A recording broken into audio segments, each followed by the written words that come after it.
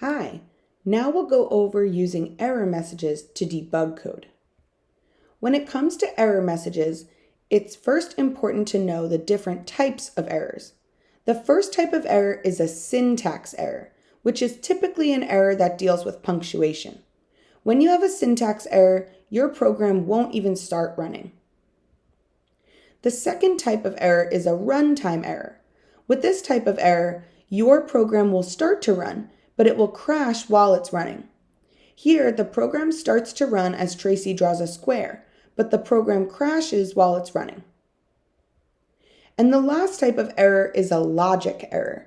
This type of error occurs when your program runs just fine. It just doesn't do what you intended it to do. This is when you end up with some very interesting and unique Tracy designs.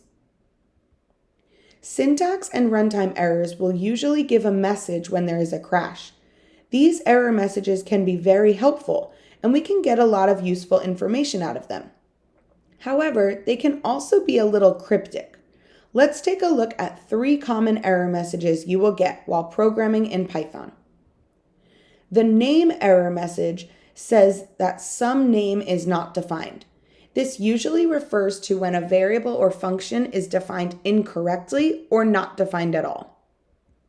A parse error typically occurs when there is a syntax error. Perhaps you are missing a colon or parentheses.